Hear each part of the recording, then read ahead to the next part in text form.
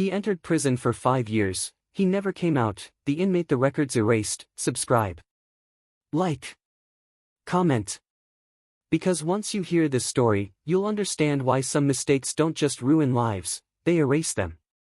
The first warning sign wasn't a scream, or a riot, or a body on the floor.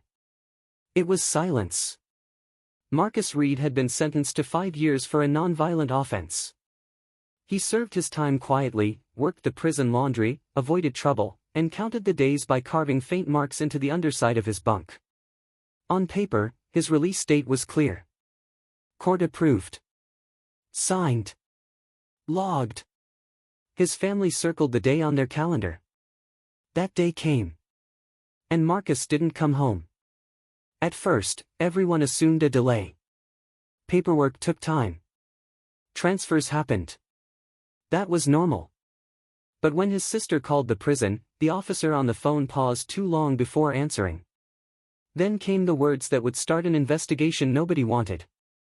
"We don't have an inmate by that name here." The prison Marcus had been transferred to 6 months earlier claimed they never received him. The previous facility insisted he'd been moved out legally. County records showed a completed sentence. State records showed an active inmate. Federal databases showed nothing at all. Marcus Reed had vanished inside the system. A legal aid attorney named Claire Hargrove first saw his name buried in a spreadsheet of inactive custody records. Rows of numbers. Inmate IDs with no locations attached. Some were decades old. Others, recent. Marcus's file was marked with a single note, pending verification. Verification of what? His existence. Claire started digging. Transfer logs showed Marcus was moved on a rainy November night, escorted by 2 officers, destination listed only as temporary housing. No facility code. No intake confirmation. No release signature.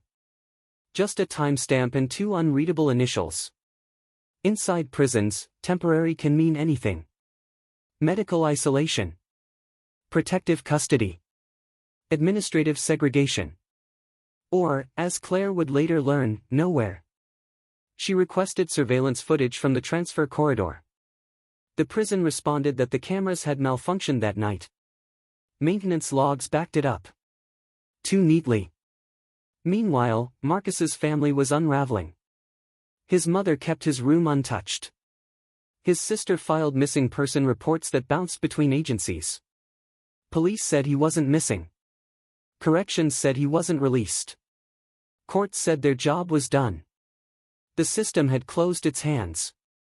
Claire contacted a retired corrections officer who agreed to speak off the record. He told her about ghost inmates, prisoners caught between jurisdictions, lost during transfers, held in facilities not designed for long-term stays. Rooms without windows. Units without clocks. Places where days blurred together and names stopped matching. Once you lose the paper trail, the officer said, you lose the person. As pressure mounted, Claire filed an emergency habeas petition. The court demanded proof of Marcus's location within 72 hours. Corrections responded with a partial file, medical notes from a facility no longer in operation, dated months after his supposed release. The handwriting didn't match any registered staff member. Then came the first real crack. A junior records clerk emailed Claire anonymously. One sentence. No greeting. He was never supposed to stay that long. Attached was a scanned incident report labeled internal use only. It described an inmate matching Marcus's description placed in administrative segregation after witnessing misconduct during a late-night transfer. The location was abbreviated, a code Claire didn't recognize. She ran it through an old corrections manual. The code belonged to a sub-level holding unit beneath a decommissioned wing. Officially closed. Unofficially used. Claire went cold. If Marcus was there, he wasn't just missing. He was hidden. She requested an immediate inspection order. The department denied it, citing safety concerns. That night, the anonymous clerk sent one final message. They're moving him again. Claire rushed to court the next morning, armed with the email, the code, the falsified medical notes. The judge ordered a site inspection within hours. Media caught wind of it. Cameras rolled as officials unlocked a rusted steel door beneath the prison's oldest wing. The air inside was stale. The lights flickered on one by one. And at the far end of the corridor, etched into a concrete wall, were fresh tally marks. Hundreds of them. And beneath the last line, carved deep enough to bleed fingers, were 3 words. I was released. The prison officials said the marks could belong to anyone. Old inmates. Vandals. Maintenance workers. Anyone but Marcus Reed. But Claire knew better. The tally marks were fresh. The dust on the floor had been disturbed recently. And most damning of all, the phrase carved into the wall matched the exact language used in Marcus's release petition months earlier. I was released. Not I should be released. Not let me out. Past tense. Final. Legal. The department sealed the corridor within minutes of discovery. Guards escorted reporters out. The warden issued a statement claiming the area had been abandoned for years. Yet a faint humming sound, electrical, steady, had been picked up on a journalist's live feed before the signal cut. Someone had been using that space. Claire filed a motion demanding access to all administrative segregation logs tied to off-record units. The response came back thin. Pages were missing. Dates jumped forward and backward. Names were replaced with numbers. One number appeared repeatedly, 0174. No name. No birth date. Just movement records. Transferred. Held. Transferred again. Always at night. Claire traced the code through internal memos obtained from a previous lawsuit. A 0174 was not a person. It was a classification. A designation used for inmates deemed administratively sensitive. Witnesses. Liabilities. Problems that couldn't reach daylight. Marcus Reed had been converted from a man into a category. Meanwhile, pressure inside the department intensified. A mid-level supervisor resigned without explanation. Another officer requested protective leave. Claire's anonymous source stopped responding altogether. Then, something worse happened. Marcus's sister received a voicemail. No caller ID. Just breathing at first. Then a whisper. Stop asking questions. The call ended with the sound of a heavy door slamming shut. Claire reported it immediately. Law enforcement promised to investigate, but she could hear the hesitation. No one wanted to pull too hard on a thread that ran straight through the corrections system. Late that night, Claire returned to the evidence Claire kept closest, Marcus's inmate grievance forms. Dozens of them. Medical complaints. Requests for transfer. One form, filed weeks before his scheduled release, stood out. The ink was darker, the handwriting sharper. I saw something I wasn't supposed to see during transport. The grievance had been marked resolved. No explanation. No signature. Claire contacted a journalist she trusted, someone who had exposed prison abuses before. Together, they reconstructed Marcus's final weeks. A routine transfer. A late-night stop at a closed wing. An altercation reported only as procedural irregularity. 2 officers involved.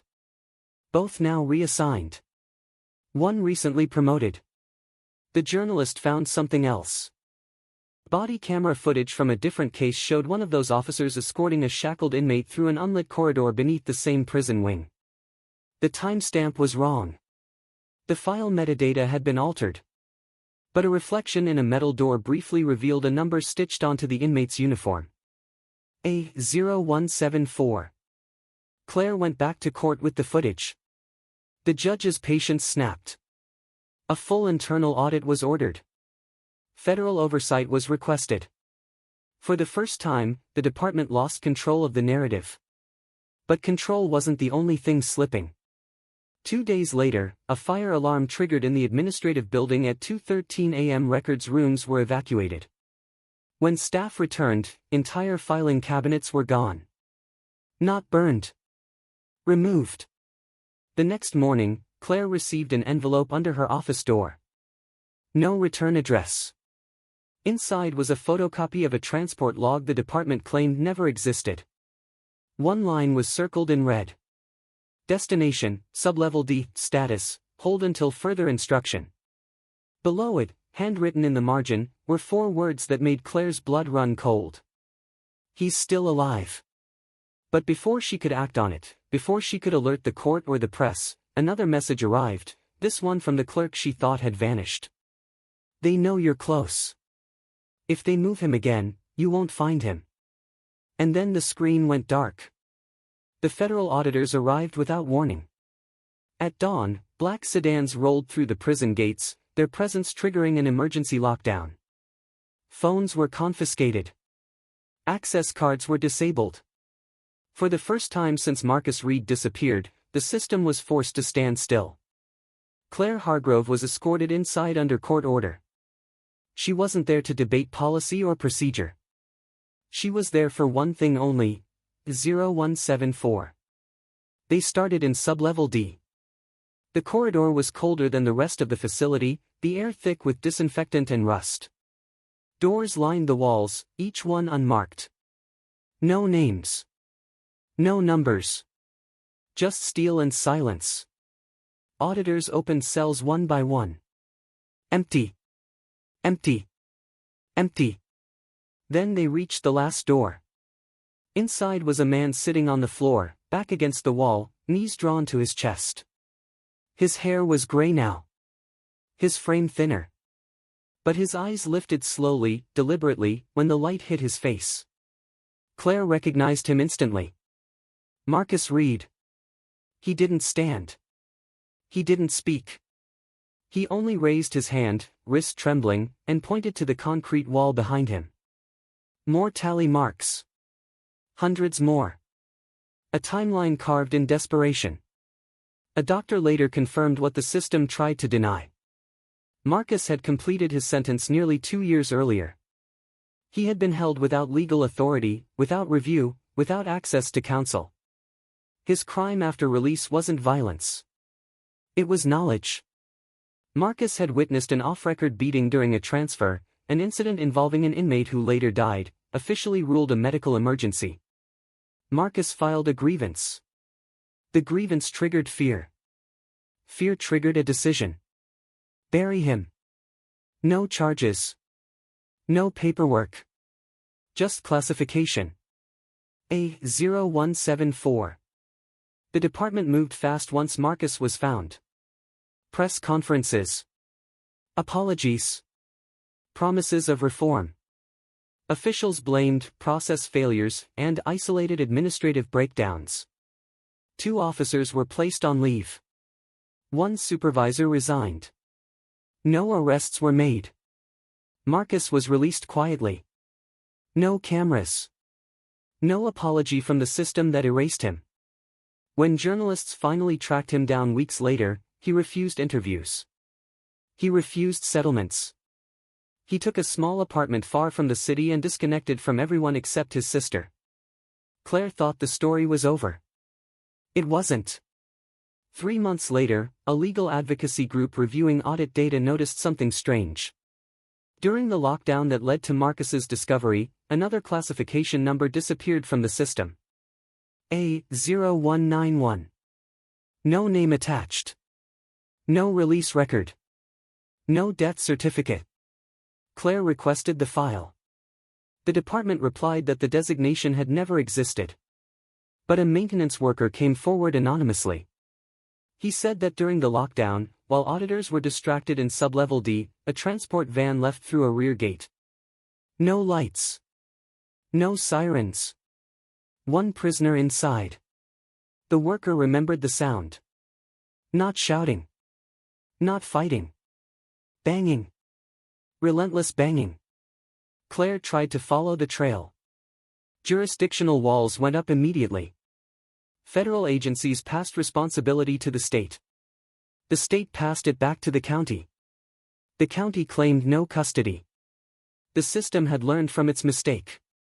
Marcus, when informed, went silent for a long time. Then he said something that never made it into any official report. They don't lose people by accident, he said. They lose them on purpose. You just found the one they forgot to erase. No charges followed. No public hearings. Oversight recommendations stalled in committee. And somewhere inside the system, a new classification code was quietly added. If this story unsettled you, it should. Because the scariest crimes don't always happen in the dark, sometimes they happen in filing cabinets, behind locked doors, with no witnesses left to speak. And if you think this was intense, the next case is even closer to home.